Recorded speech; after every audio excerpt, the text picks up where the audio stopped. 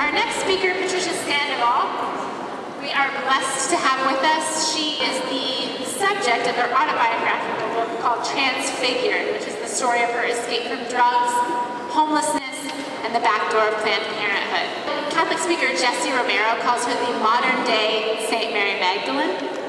She is a full-time international pro-life speaker speaking on chastity, God's mercy, His healing, and His gift of life. Please welcome Patricia Sandoval.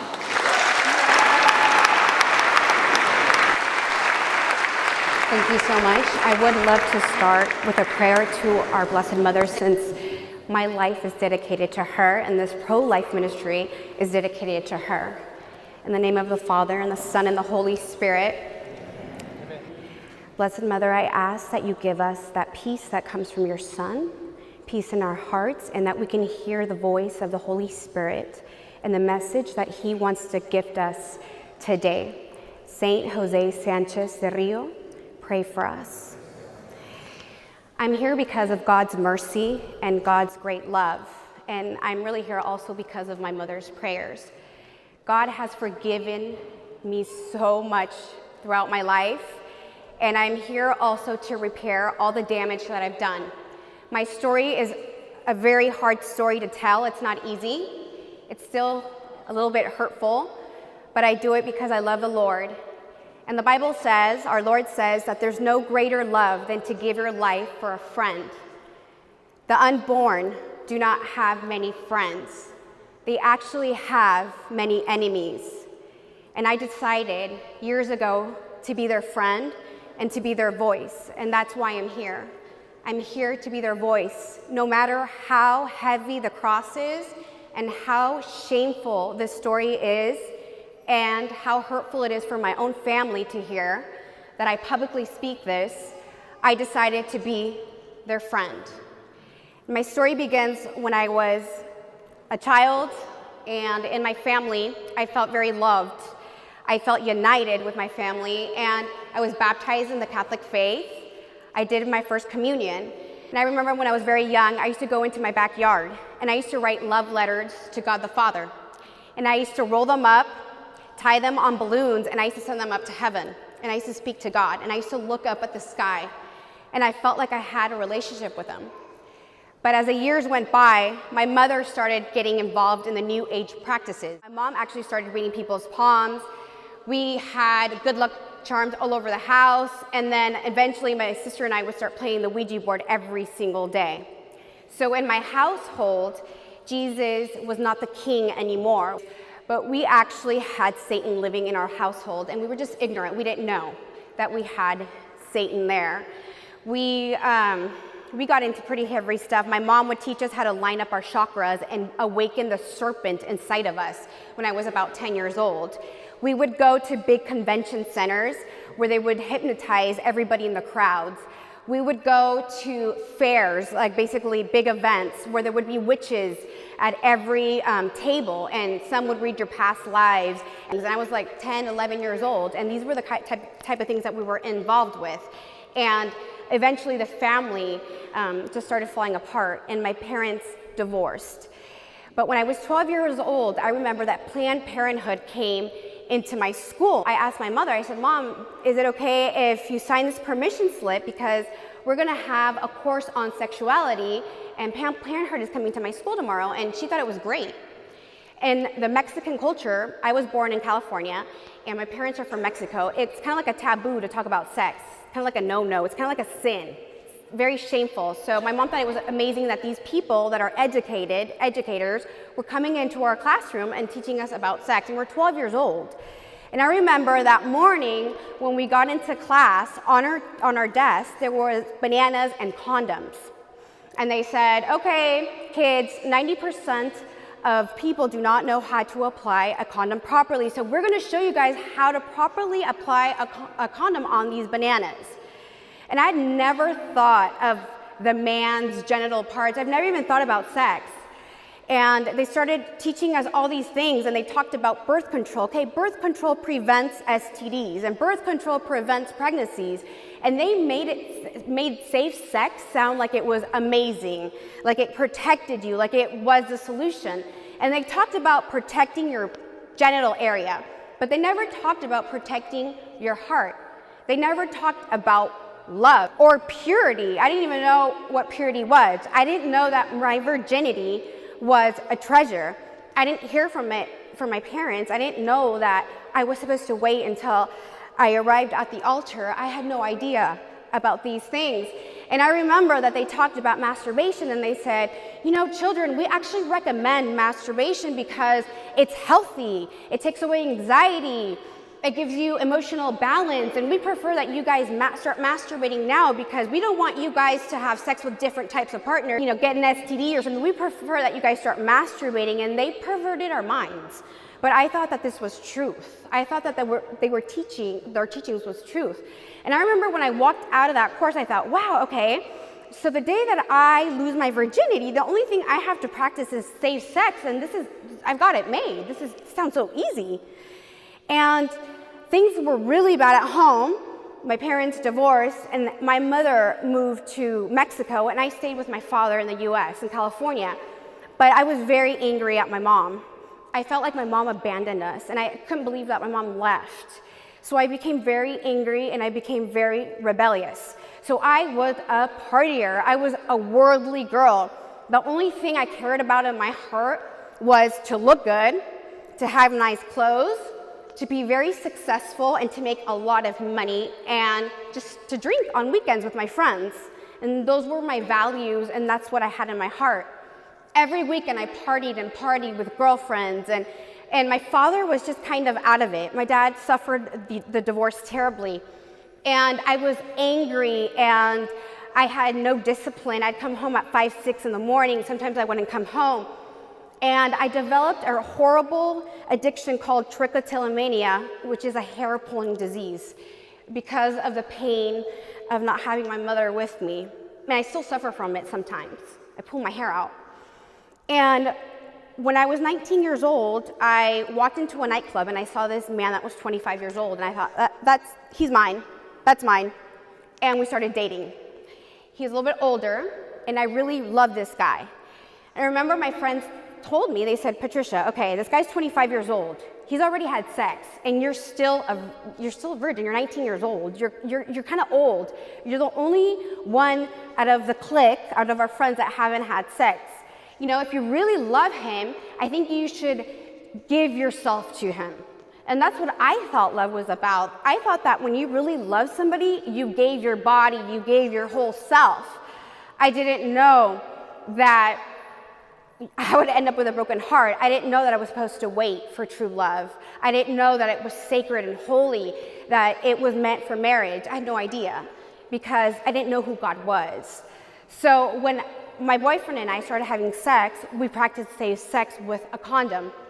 6 months into it, we had a little accident. And one day I felt very nauseous, and I took a pregnancy test at home, and one of my cousins was with me. And when I saw that test, positive, fear entered my heart. And I said, oh my gosh, my dreams, my goals, I wanted to travel. I'm a straight A student. I have the best grades in school. This is not success. Everything's gone. My life is done. And then I thought of my father, my dad. You know, he's going to kick me out of my house. And then, you know, coming from a Mexican family, all the gossip in Mexico, it's going to be horrible. And I was so scared. And when I called my boyfriend that evening, he said, I'm so happy. I'm going to protect you. Don't worry, I am with you. We will get through this. And as a woman, to hear a man say, I will protect you. I am with you. Do not worry. I'm supporting you. Wow, those words are so powerful to save a life, because men were created for greatness, and they were created to be the head, and they were created to protect the woman and protect life. And I felt so loved, and all that fear came out of my heart, and I was so happy. And I remember the days would roll by, and my stomach started kind of stretching, and I would grab my womb and sing to my womb. And I remember that at nighttime I'd sing lullabies, and I felt like I was protecting this life that was growing inside of me. And when I was 2 months pregnant, we went to our first appointment with our doctor together for the first ultrasound. And I remember on that screen, I saw a head. I saw arms that were moving, and I saw heartbeat. I saw this heart just pounding out of the chest, and I heard the heartbeat, and I saw life forming. And I was so happy, and my boyfriend was crying of joy. But 4 months into my pregnancy, my friends came over, and they never told me, Patricia, you know, this was a mistake, you're not ready to be a mom, but hey, we're your friends, we'll support you. You know, we're with you. What they said to me was, Patricia, what are you doing? This is the worst mistake. You're not ready to be a mom. You have such good grades. You have big things that are going for you in life. Don't make this mistake, please. It's not a baby yet. It's not formed until, you know, you're 4 months. You have time to have an abortion before it becomes a baby. Please listen to us. And somehow, don't ask me, in my mind, I thought, wait, they're right. It's not formed yet. I have time. What am I doing? That fear came inside again. And I believe that the root of all abortion is fear. It's fear. And I thought, okay, wait, but I can't, what am I doing? And they said, you know, just make an appointment and just have an abortion and start all over. Just start all over. And I said, okay, no, they're right. I'm going to go get an abortion. But I can't tell my boyfriend the truth. You know, he's Mexican. In Mexico, they don't have abortions. They don't believe in that. That's what I thought. And I'm just going to tell him I had a miscarriage. And then this nightmare, it turned into a nightmare. It's going to be over. As soon as I decided to have an abortion, I disconnected that relationship from my womb. I stopped singing. I stopped hugging my womb. It was like this. It was dead. It was now considered a problem. And I made an appointment at a clinic in Santa Rosa, California. And I remember when I got out of my vehicle, I walked out and there was this just shadow of shame that covered me. I felt so much shame. And that's what most women feel when they're about to walk into a clinic where they're about to have an abortion. And I thought to myself, oh my goodness, I never thought that I would get pregnant. And I never thought that I would have an abortion. And I remember thinking to myself, oh my gosh, I hope nobody sees me in this parking lot. I hope nobody sees me in the lobby. You know, I was so embarrassed, and I remember looking down. And when I walked into that lobby, I thought, I'm not gonna look at anybody in the eyes. I don't wanna see anybody, I know, and I'm just gonna walk straight in. And I remember when I walked into that lobby, I couldn't but notice a bunch of Converse in sneakers, like teenagers. And when I looked up at these youngsters, there were 13, 14, 15-year-old children. There's about 20 to 25 children in there. They had their appointments to have an abortion that day. I thought, oh my goodness, what are they doing here? They're so little. And I looked into their eyes, and there were girls that were crying, and some girls were alone, and some of them had their like 14-year-old boyfriends with them. And I remember one boy had this look on his face. He was terrified. He didn't know what he was getting himself. They didn't know what abortion was. And I thought, wait, I'm 19 years old. I'm an adult. These are children. Unfortunately, in our state, these kids, a 13-year-old girl can go in and have an abortion without the parents' consent. But today, if you go to CVS and you try to get, I don't know, a Tylenol and you're 20 years old, you can't. You have to show an ID. You have to be 21 years old to buy something for a headache. But you can go get an abortion when you're 13 years old. And that's how Satan works. And I walked up to the receptionist and I said, hi, I'm Patricia Sandoval. I want to have an appointment for my abortion. She goes, okay, well, do you want your abortion here, or do you want to have it in the comfort of your own home? And I thought, well, what's that? She said, well, there's a pill called the RU486, where you are having an abortion basically for 48 hours, and you abort in the comfort of your own bathroom. I'm like, no, I don't want to have an abortion in my home. I just want to have it here, and I just want to forget this, and I never want to think about this again. I want to go home. Okay, she goes, well, we're going to put you in the room now. So they put me inside the exam room, and I remember they put me on the exam table, and I was shaking because they don't give you pre-instructions. They don't tell you what you're going to go through until you get there. So I was sitting on the exam table, and the doctor walks in, and I remember she was a beautiful lady, very sophisticated. And I was shaking, and she said, oh my goodness, Patricia, you're shaking? No, don't get nervous. Look, this takes 5 minutes. And I've had an abortion myself. And last year, I performed 2 abortions on my daughter. My daughter's okay, I'm okay, and you're gonna be okay. It's just 5 minutes. So I thought, oh, okay, well, she looks good, and her daughter's okay, and I work in the medical field. You know, doctors don't lie because they want the best for their patients, so I trust her. You trust your doctor, right? So 5 minutes, I can tolerate 5 minutes, it's fine. And I remember when I laid on that exam table, I thought, okay, I decided to come here. I'm not gonna cry, there's no drama, so I'm gonna block my mind, I'm gonna block myself. This is not gonna traumatize me, and so I remember I made myself get stiff like this, so I can actually survive the abortion. The only thing I remember was the vacuum sound and something being sucked out of my womb, and I felt this big emptiness inside of me. But at the same time, I thought, oh, okay, I don't have this problem anymore. Okay, I feel empty, but I don't have this problem. And when I walked out of that clinic, they said, okay, Patricia, the only thing that you're gonna feel after this abortion is maybe some cramping. No big deal, you can start your work tomorrow. That's the only post-instructions that they give you at these clinics. They never talk about post-abortion syndrome. They never told me the hellish nightmare that I was gonna live after this abortion. And they gave me a big bag of condoms so I could keep on practicing safe sex, and now a bunch of birth control pills that I'm supposed to take at the same time every day. And when I get home that evening, I call the boyfriend and I say, my heart was, I didn't even cry. My heart was kind of like cold. And I said, guess what? I didn't feel good this morning. I went to the doctor and I had a miscarriage.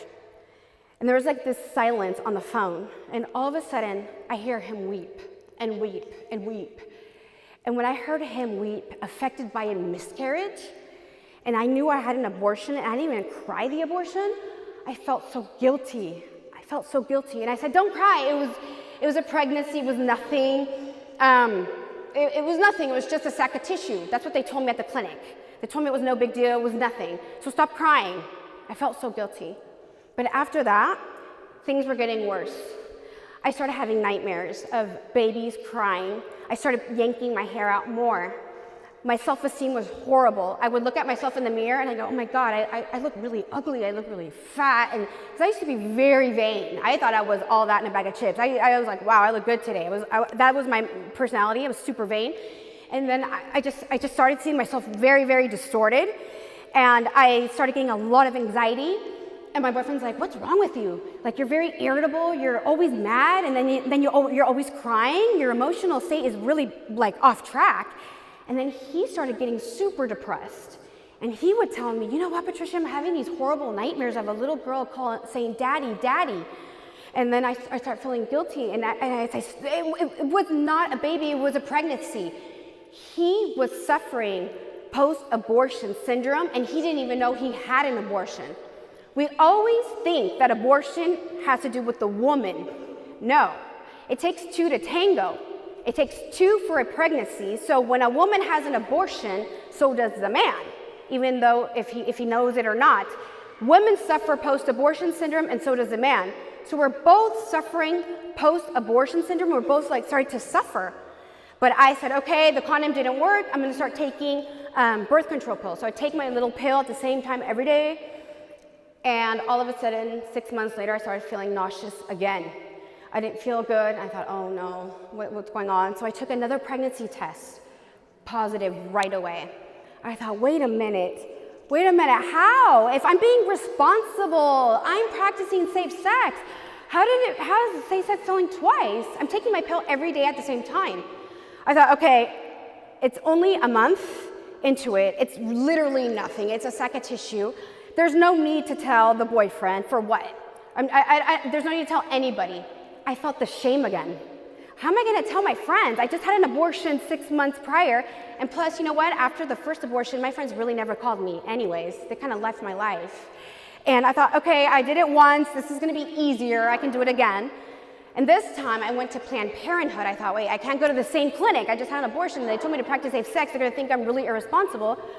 And when I went to Planned Parenthood for the second time, the only thing I remember is sitting on the exam table, going, okay, I'm gonna block myself again. I'm gonna do this again, this is gonna be easy.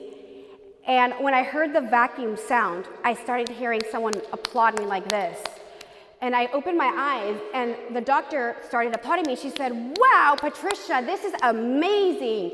You are the best patient I've ever had during an abortion. You're like the first woman that's not even crying. You're not even kicking. Your legs aren't even moving. You're making my job easy. A lot of women faint and they make drama. You are the number one brave woman that I've ever seen during an abortion. You are so courageous, and I congratulate you because you're doing the best thing and the best choice for your life. And I mean, this sounds sick, but a lot of humans, I love to please people, and I like to hear this from the world. It really mattered to me what the world thought of me, and I felt like brave. I thought, wow, okay, I'm like the best patient during an abortion. So when I went into the recovery room in Planned Parenthood that looked like a spa, I sat in this massage chair, and they put these slippers on me, these fluffy slippers and this fluffy robe. And the nurse came in and she gave me this neck massage. She said, wow, Patricia, you did an amazing job, I heard, during your abortion.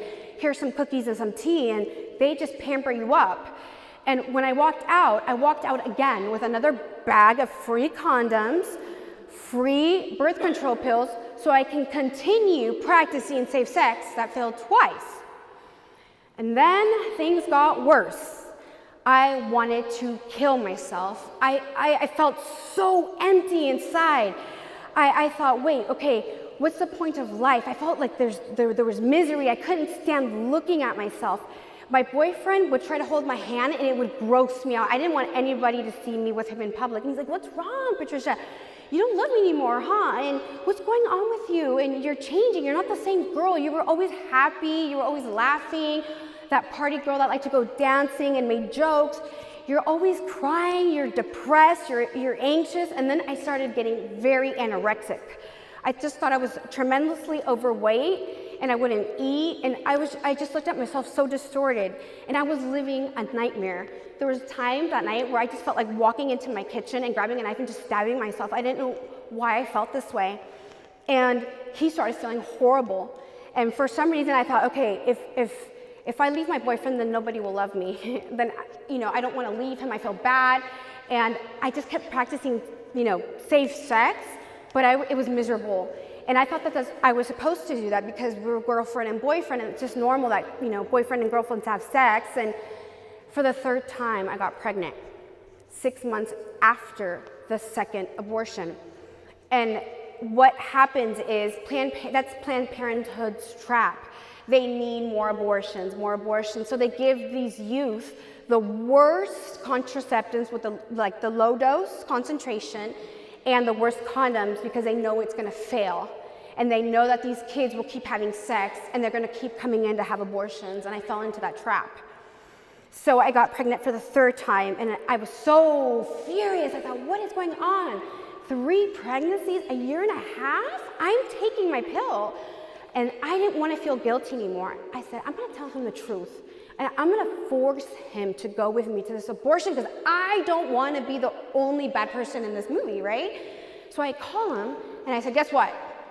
And he said, what? I said, I'm pregnant again. And he started getting happy. Oh, I want to be a father, Patricia. I'm so happy. I said, no, it's not the time. No, you're not going to be a father. I'm not going to be a mother. I don't want to be pregnant. I'm going to go get an abortion. And when he told me, but I don't want to have an abortion, it's like this lion came out inside of me, and I said, it is my body and my choice. You have nothing to do with the choices I make over my body. I don't care what you think. And you know what? You're a selfish person because I'm going to lose my family. I'm going to lose my job and my career, my dreams and my goal. Your parents won't stop talking to you. You're a guy. I'm going to lose everything. My life is going to end. Don't you care about me? It was all about me. I said, if you want to come with me or not, I don't care. I'm going to go have an abortion tomorrow morning. And I think he was scared that I was going to leave him because he really loved me a lot. So he went with me to this abortion. And what I remember is laying on that exam table, and they turned on that vacuum sound, and I felt his hand squeeze me so hard. And when I opened my eyes to look at his reaction, his lip was jumping because he was so frightened. And I looked into his eyes, and it was terror in his eyes. And during that abortion, the only thing that I could feel were the tears that were, his tears dropping down my face and just running down my neck, because he was so affected by this abortion. He was crying in pain. He didn't want to. I took the right away from him to become a father. Unfortunately, the unborn do not have a voice. But men today do not have a voice over their fatherhood and over their children. Men don't have a voice as well. Women take that away from them. And I did that to him. I took that right away from him. And when I left that clinic, I knew I was going to leave him. Things were just horrible. And I waited about a week or two, and I left him, and he was so heartbroken. And I felt so miserable. I thought, I need to move out of this city. I need to start all over again. I need to forget the abortions and forget the boyfriend and everything. I need to start all over again. I tried to run from my problems. And that's when I moved to Sacramento, here nearby, Sacramento, California. And I had my own apartment, and I needed a job. And back then, when you looked for a job, you grabbed the newspaper, right? So I saw an ad in the newspaper. Planned Parenthood is desperately seeking a bilingual medical assistant. I went to this interview. I didn't have any medical assistant experience at all. The only thing I knew how to do in a medical office was answer phones. And when I went to this interview, they gave me the job with no experience. They wanted somebody desperately that spoke Spanish. The first day I went in there, I was hired on the spot.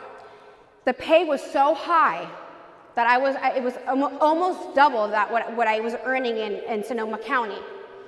And when I went in there, I remember the manager took me into her office, and she said, "Okay, Patricia, we do 50 abortions," and this, I'm talking about 1999, 50 abortions a week. We do 25 on Wednesdays and 25 on Fridays. 90% of the women are Hispanic, non-speaking English women. I thought, wait, what do you mean? Yeah, it's mostly non-speaking English women, 90%. I go, wait a minute, but they don't have abortions in Latin America and Mexico. We don't, like, Mexicans don't do that. Because, that's where and she said, no, of course they do. It's the women that most abort in California are Hispanic women. And I was shocked. She said, that's why we desperately need somebody like you. So you're very pro-choice. I said, oh yeah. Actually, I've had 3 abortions myself. I believe the woman can do whatever she wants with her body. Oh, that's awesome, because those 3 abortions are gonna help us encourage women to have abortions. So today you're gonna counsel these 50 women to come in, because they're gonna come in on Wednesday and Friday, and if they don't come in for their abortions, you can actually lose your job. There is no other solution here but abortion. So you're gonna do everything in your will that they never miss their appointment. Another thing, you cannot bring photographs of your family, of your nephews and nieces and cousins here, because if a woman walks in and she sees a photograph of a family, she might freak out and walk out, and that's gonna be your fault. You never look at a woman in the eyes. You can't have a relationship with a patient, because the woman walks in and she's crying and she's really scared. So she's waiting for somebody to say, are you okay? Are you scared? There's other solutions. You don't have to have an abortion. There's other options. No, there's no other options. It's abortion. And I was a little confused. And she said, you can't use the word baby, he, she, mother, or father. It, sack of tissue. You can't even use the word fetus in this place. I was still a little confused, and I remember all day, 50 women I counseled, mostly in Spanish. Every single woman the same thing, like a broken record over and over. Patricia, my baby's gonna feel it, right? It's gonna hurt my baby. And it's like kind of like in the pit of your soul, they knew it was a baby somehow. And I said, of course it's not a baby. It's not gonna hurt, it's not a baby. It's not gonna hurt it because it's a sac of tissue. It's not gonna hurt a sac of tissue. It's not even a baby. And I would say that, and I really believe that. And I actually thought I was helping these women and these young girls, a lot of 13, 14-year-old girls. And I would tell these girls, you're 13 years old. What are you gonna do with a baby? You're gonna ruin your life and you're gonna ruin that baby's life. This is the best choice you can make. And I actually thought I was doing an act of charity, doing something great for the youth. Because I thought Planned Parenthood were heroes. I thought they were always there for me. They always gave me free contraceptive. They always called my house and never said it was them. They lied to my dad. They always mailed me my results and they never put their Planned Parenthood stamp on it. They always put a fake name. I thought they were woohoo for me. And I wanted to help. Then Wednesday came along. And when I walked in, I remember the manager was like a crazy woman looking for me. Like, where's Patricia? Where's Patricia? Before the day started. She grabs my hand. She was the rudest lady I've ever seen in my life. She puts me into her office and she closes the door. She goes, okay, so today is the day. We have a doctor not from this office. He's an abortionist that just jumps around the country in abortion clinics. Because you know why? Because if a woman has a complication after her abortion and tries to sue us, the doctor's not from our clinic. We don't have problems. So he just kind of jumped around. And today you're gonna assist him and you're gonna assist the women and the young girls that have the abortions. So the abortions can only last 5 minutes.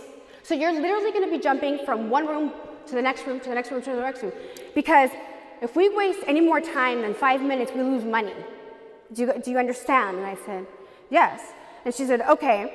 So the most important thing here is that when we do the ultrasounds before their abortions, you never, ever let the woman see the screen. If she wants to see that ultrasound, that screen has to face the doctor, never the patient. I don't care if she cries, I don't care if she's screaming, never sees that ultrasound. And after each abortion, you never tell the mother, said mother, or the father that's in the waiting room that after their abortion, we throw their babies away in the garbage. And when she said those words, she said it so bluntly without heart, I felt something pierce my heart. I felt something awful, but I didn't want to say anything. I wanted to act strong. I wanted to act like it didn't affect me because I was so pro-choice. And I had had 3 abortions. And I remember the first young girl, she was about 15 years old, she walked in. And I remember this young girl started to faint in my arms, and she was sweating, but I didn't want to look at her eyes. And I thought, oh my gosh, this girl's fainting. She's such a coward. She's fainting over a sac of tissue. And I thought, I was a brave person. I didn't act like this. I wasn't, I didn't do any drama. And I was kind of irritated with her. And I remember I put her on the exam table, and then the doctor walks in, and I remember he didn't even say hi to her. He didn't say anything. He was a rude man. He was a very tall, strong, rude doctor. And he walked in and he said, Patricia, we're starting the abortion. So I need you next to me. And I remember he took out all the instruments. And when I saw the instruments, I blocked myself out during my abortions. I didn't want to see anything. And I saw all these instruments that were sharp. And I thought, oh my goodness. And I'm just going to warn everybody. This part's a little strong. But it's very necessary to hear this. A lot of people don't tolerate it. But I ask you, for the sake of the unborn, and for the sake of these martyrs, that we listen to their martyrdom. It's so necessary because this is happening to our generation. This is happening now, and it's even worse now than back in 1999. So I remember he took out this needle, the anesthesia. It was this long. It was like the size of from my elbow to my middle finger. It was very long. And he said, all right, Patricia, this is the anesthesia, so I'm gonna inject her inside of her womb 7 times because we're gonna make the womb numb.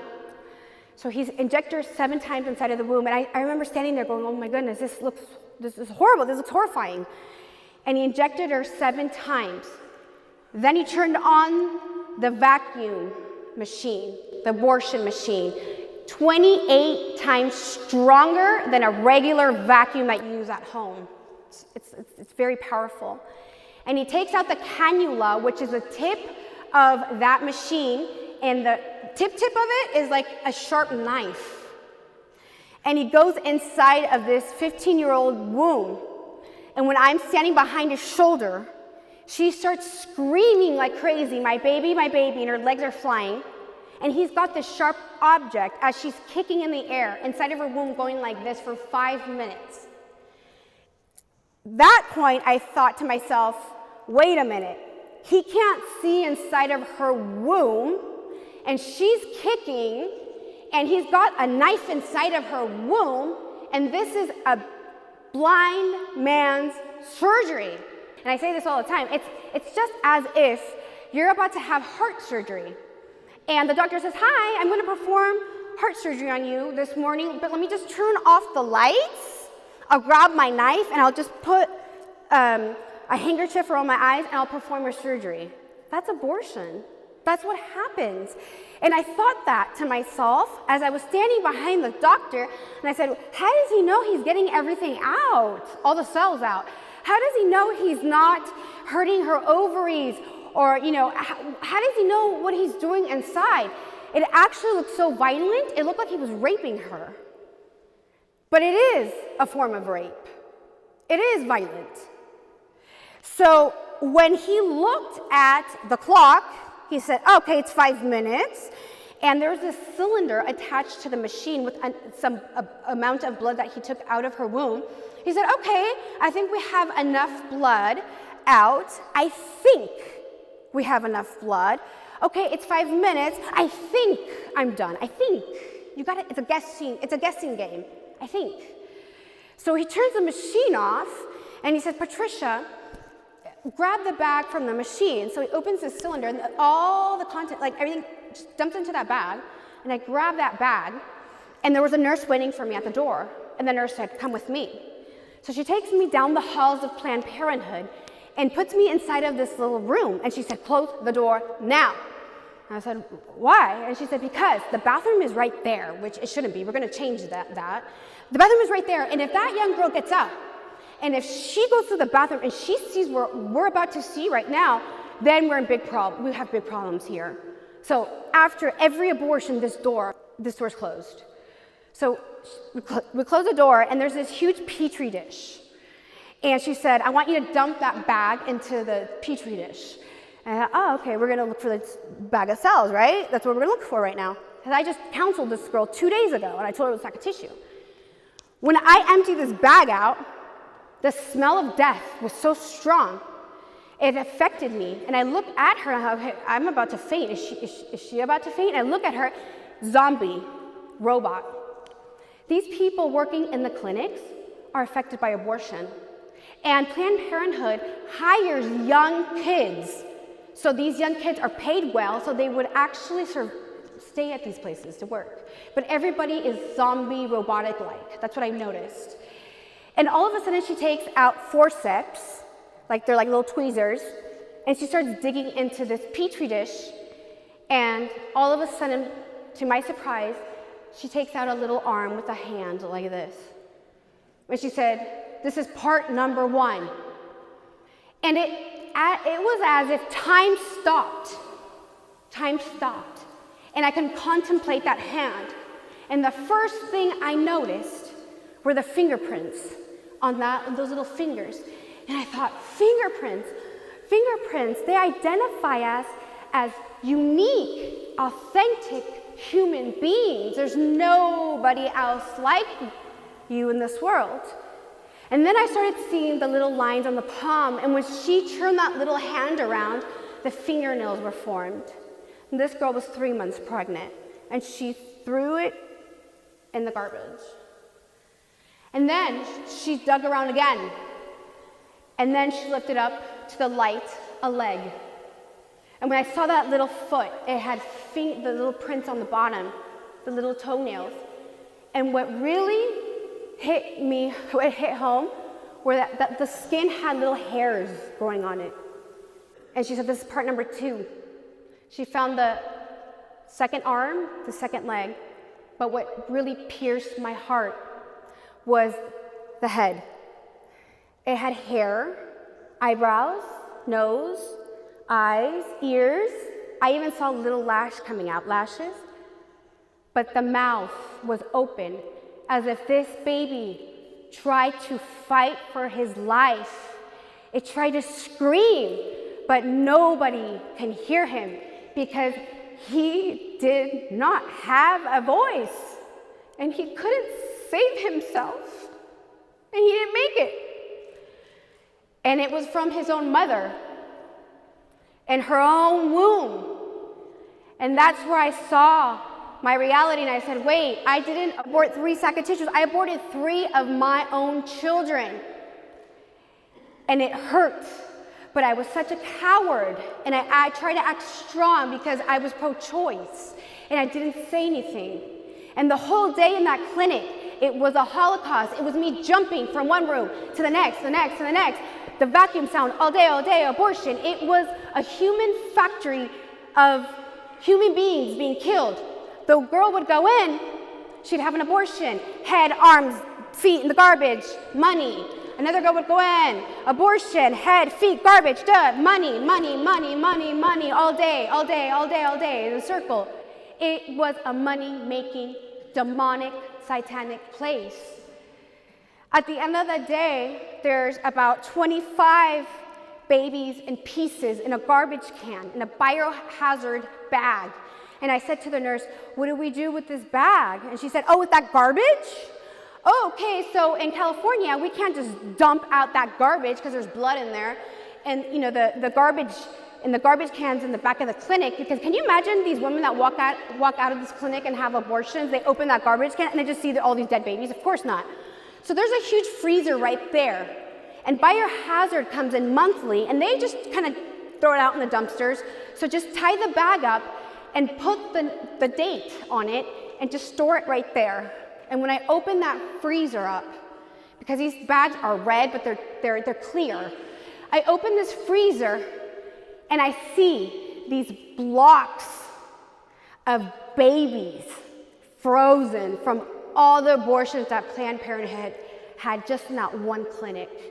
And it was horrifying to work in that place. I would cry every single day. I worked about a month in that place, and every day I suffer, and I'd see these people go, are these people not suffering? What's wrong with these people? They're affected, they're numb. The last day that I worked at Planned Parenthood, I walked in and there was this young girl, and her stomach was this big. And it was the first time I've ever seen the manager at Planned Parenthood so happy, the biggest smile on her face.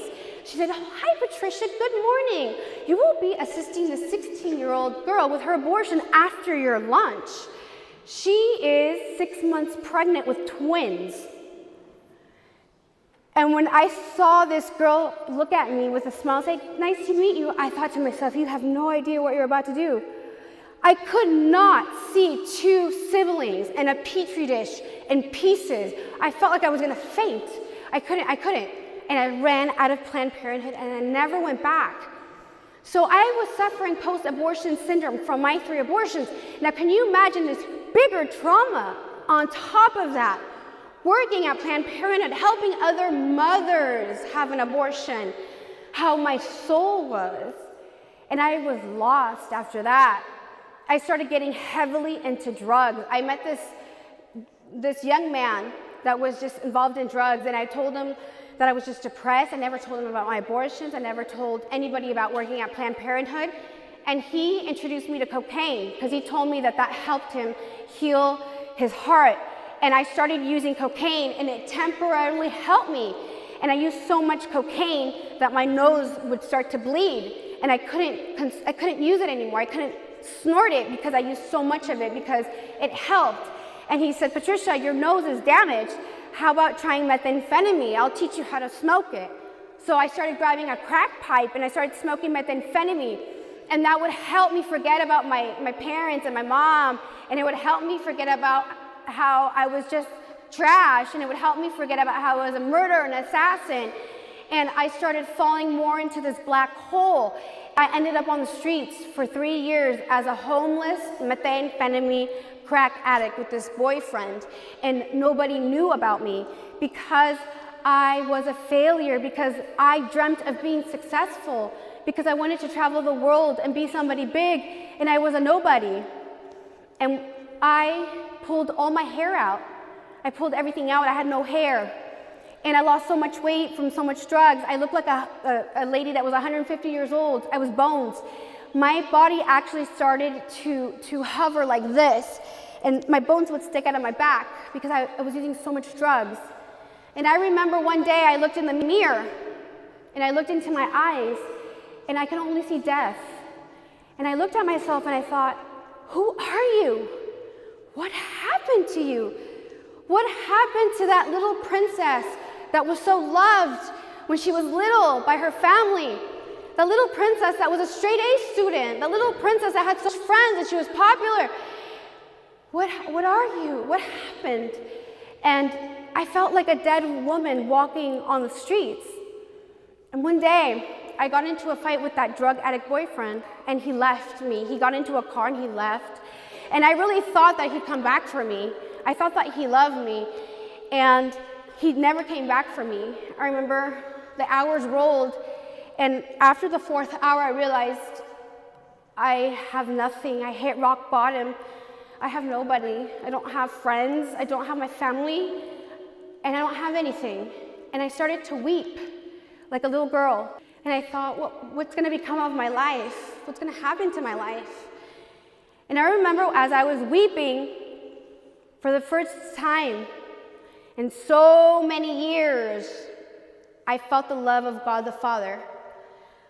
I remember when I was little in my backyard, and I used to write love letters to God the Father, and I used to roll them up in a balloon and send them up to heaven. And I remember that I used to look up at the sky and I used to talk to him. And I hadn't looked up at the sky since then. I forgot about him. And then I looked up at the sky again after so many years. And I said, I don't know you, but I know you exist. And I don't have anything, and you're the only thing I have right now. I don't have drugs, I don't have my boyfriend, I don't have my family. And I ruined my life. And I want to ask for your forgiveness. And I want to thank you because you gave me a beautiful family, and you gave me so many blessings, and I destroyed my life. And please forgive me for all that I've done. And I put myself in a fetal position, and I started to weep, but I felt peace. And I felt a strong hug.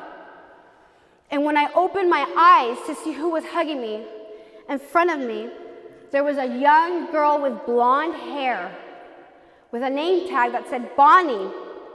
And her eyes were blue, just like Jesus. And those blue eyes were full of mercy.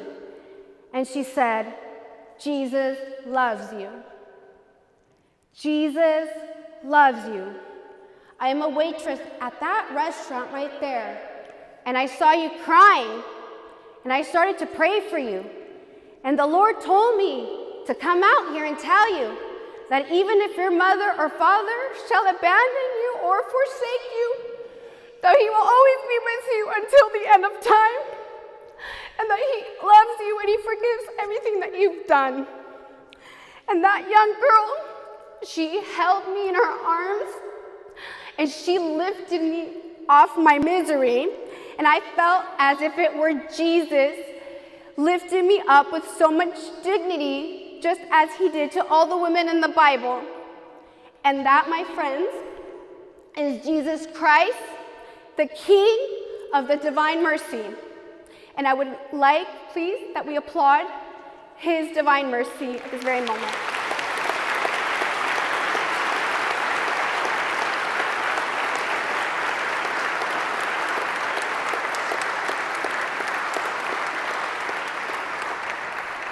And And that young girl said, I don't care where you live. If I have to drive 10 hours, if I have to drive 8 hours, I'm taking you home.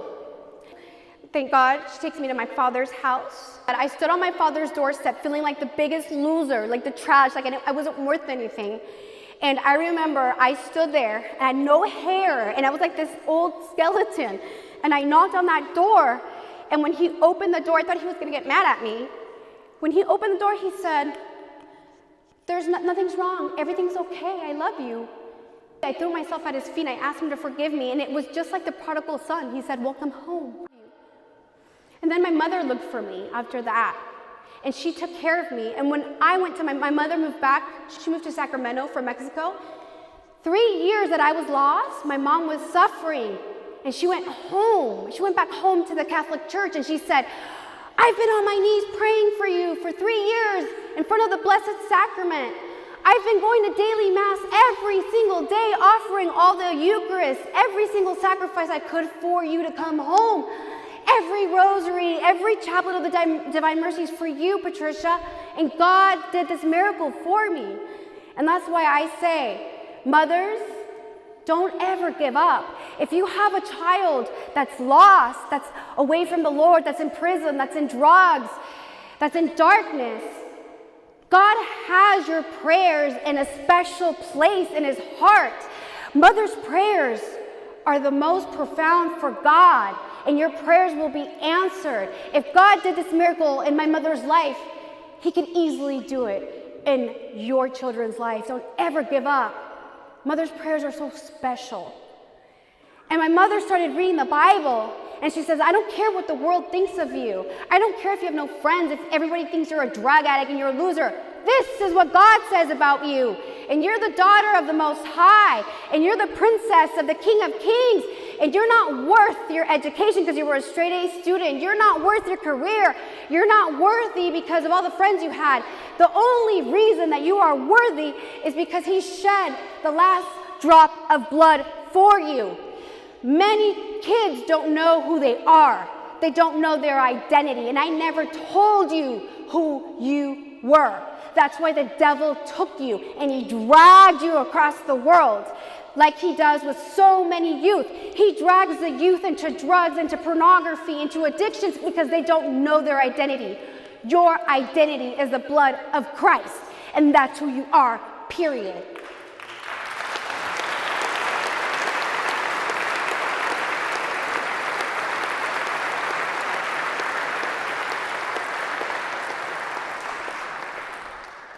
And then I started to heal, going to confession and taking the Eucharist. Thank God, we love psychologists. We love them. God uses them for his glory. But I never went to a psychologist to heal everything that I had. I couldn't forgive my abortions. I still felt like a murderer. I felt like I killed my 3 children and they ended up in a garbage and they don't live anymore. But when I went to this amazing retreat called Rachel's Vineyard, that's where I once again felt like a mother. And we have a clip that we want to show from a DVD that we have from my book Transfigured, when I lived this beautiful experience. And I hear the screen, I'm not sure if the people over here could see, but it's an amazing clip. So I had this journey with God. I had my walk with God, and I had the love of God in me, and I started to know who he was. But I never, ever thought about my abortions. I just didn't want to think about it. It's just so shameful. And I got invited to the Rachel's Vineyard retreat for post-abortion healing. And immediately I thought to myself, that's not for me. I'm healed. I've gone to confession.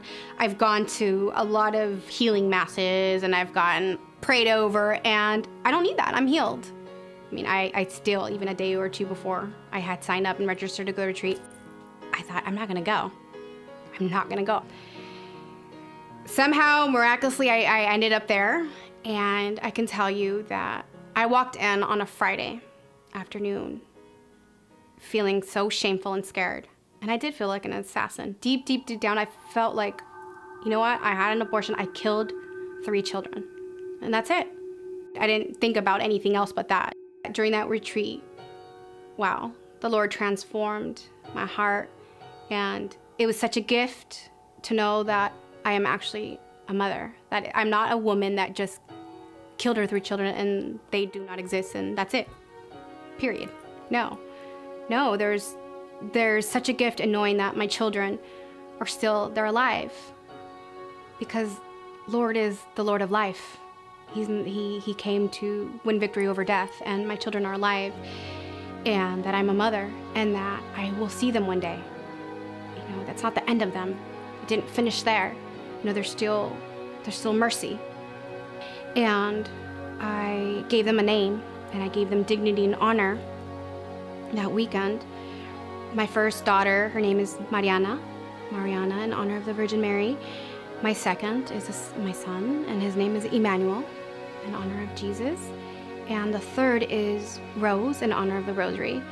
And I made them a promise that weekend, since I ended their life and I didn't give them a chance to live here on earth, and to repair all the damage that I've done to other people, to myself, to them, that I would do everything in my will to defend life.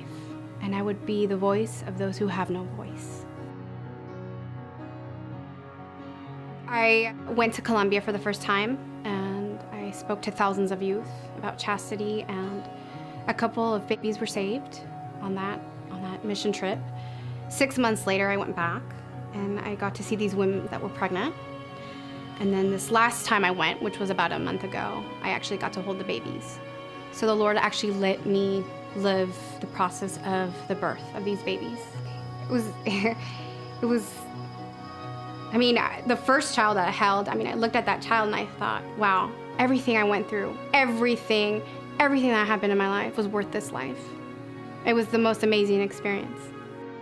I thought to myself, you know, this child might one day be married and have children and grandchildren, and it's a whole generation that's saved. It's not just one child. I mean, you can save generations. And that's just amazing what God does. You know, Romans 8:28.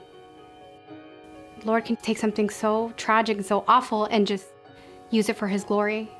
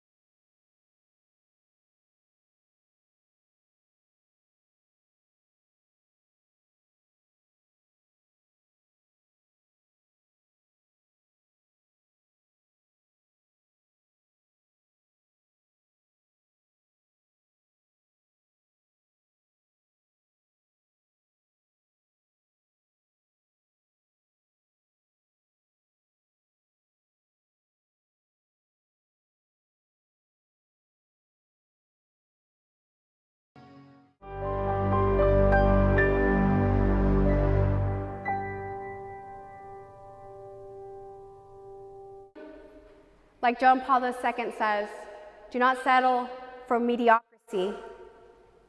Be extraordinary. I challenge you not to be a saint, but to be a great saint. A great saint. And that's why we're here today, to mark history, to make a change in this world. Just like Brian said, we can change this world one soul at a time. I thank you so much. I thank everybody that organized this event for having me here. I'm very, very grateful to be here. And I promise, as a sister in Christ, to always pray for each and every one of you and all your family members for the rest of my life. But I also ask that you please pray for my ministry. God bless you, and let all the glory and all the applause be for the Almighty God. Thank you so much.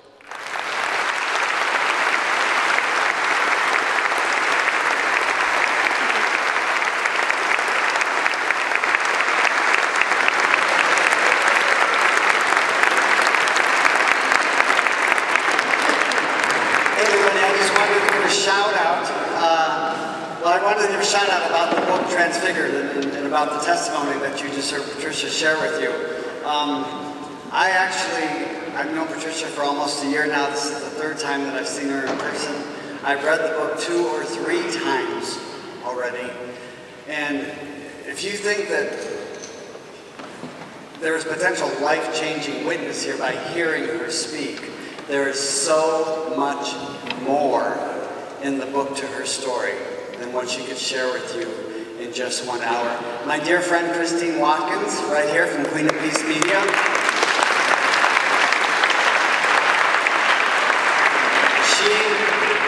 I don't know if she wants me to tell you this, but she actually spent nearly 8 years with Patricia writing the book Transfigured. 8 years.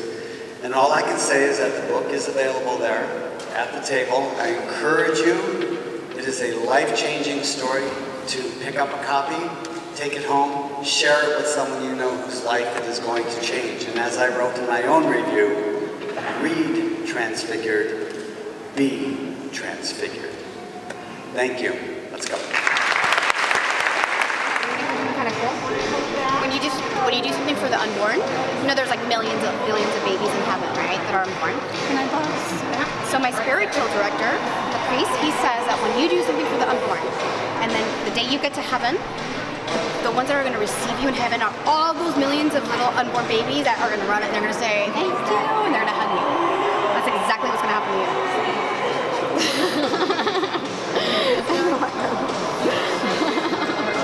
So the book is out, my life story. It's Transfigured, and I can talk about what it has done for people. It is like an injection of faith, especially for people that have been involved in the pro-life ministry that just want to give up because you feel like you're alone in this battle.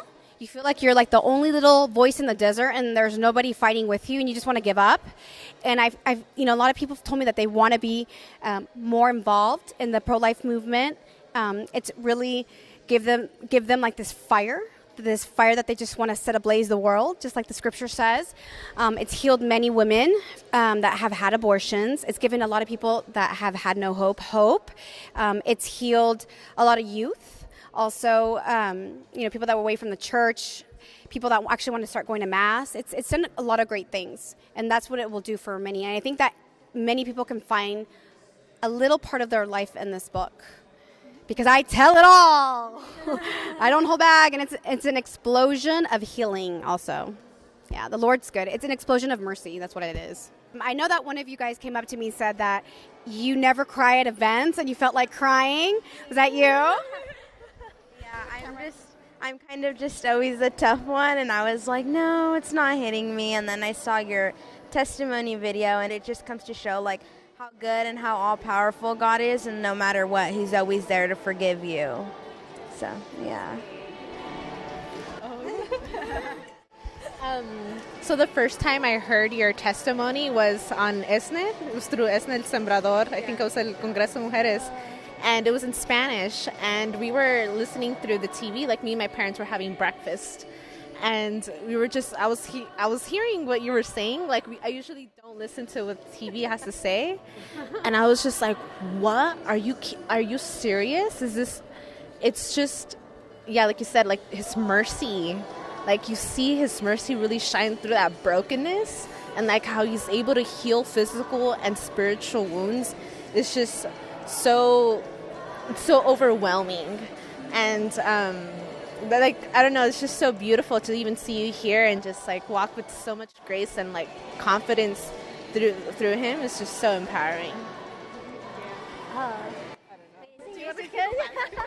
I know that you guys are speaking about that you were inspired by my talk, but I'm actually super inspired, and it gives me hope to see young people like yourselves at these events. And I think, like I said, I wish that I would have known what you know now. I wish that I could have been just like yourselves coming to these events, because I think my life would have been different. And I think that's amazing that you guys are here on a weekend, because it shows the love that you guys have for the Lord. The bit that hit me the hardest was you talking about you actually watching an abortion. Because prior I was pro-choice, because that's how the culture raised us.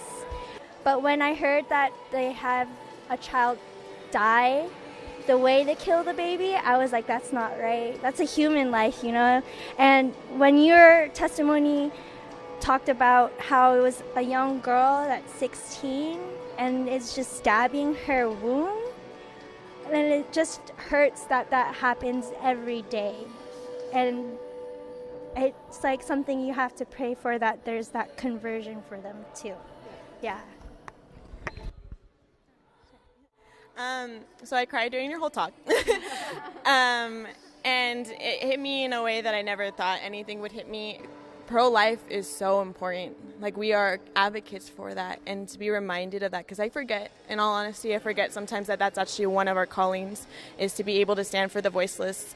And it just put me super on fire, because I also do ministry work at Sacramento Newman, and we have a social justice, and then they want to do pro-life, and it's just like, I want to start getting involved in that ministry more now. I'm kind of shaking because I'm like nervous, but it moves me and it warms my heart, because you are so brave and so courageous that God gave you that grace and his mercy to be able to speak about this to like hundreds and hundreds of people, and it like transforms people's lives. Because I know for a fact that mine is like completely changed.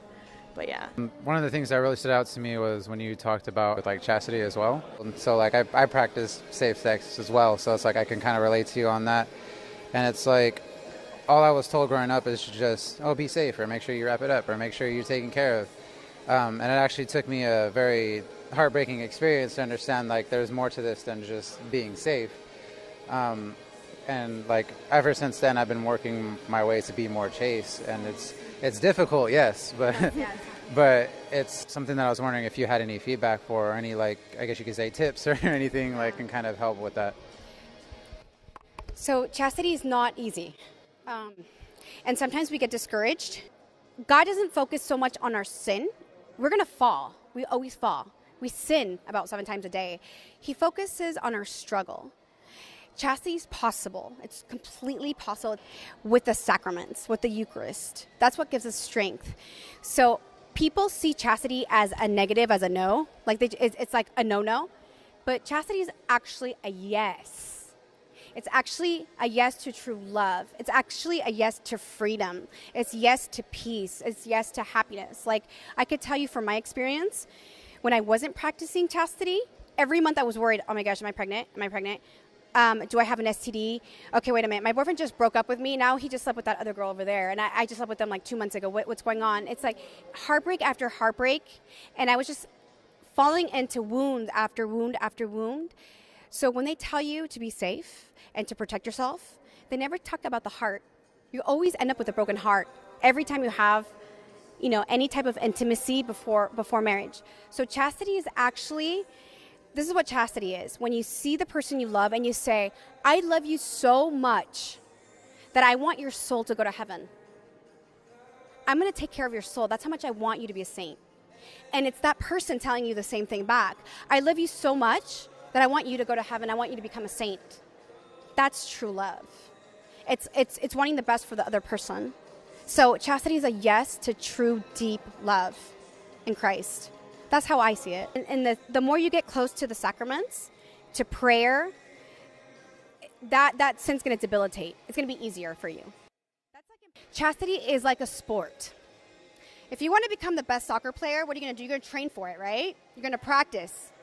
A lot of soccer players, they miss the ball. They miss the goal. They fall, but they get back up, and they keep training, right, to become the best athlete. And that's what chastity is. So this is St. Philomena's devotion. It's a sacramental. There's a promise behind this, that it helps you with temptations, against purity. Like if there's purity, the devil's trying to tempt you with your purity, she helps you. So it's a promise of trying to be pure. So I have her first class for at home. I have her bone, and I touched it to her bone. So this comes from Italy, from where she's from, like where her body is at. So I never take this off. I'm gonna give you my chastity. Okay, now I gotta try extra. Well, no, you should. Oh, here, I'll hold that for you. She's super special. I went to confession one time, and he told me the fact that I'm struggling to be more pure is a sense of like that mindset of trying to be better. Because in the past, I would just give into it and not worry about like... God is pleased with your struggle. Just say, help me. Just tell him to help you. Don't make promises to God. Just say, help me, but he's delighted in the struggle. He's so delighted when he sees you get up. That's why confession is so amazing. He knew we were going to mess up all the time. That's why he gave us confession. Yeah. That is such a beautiful moment.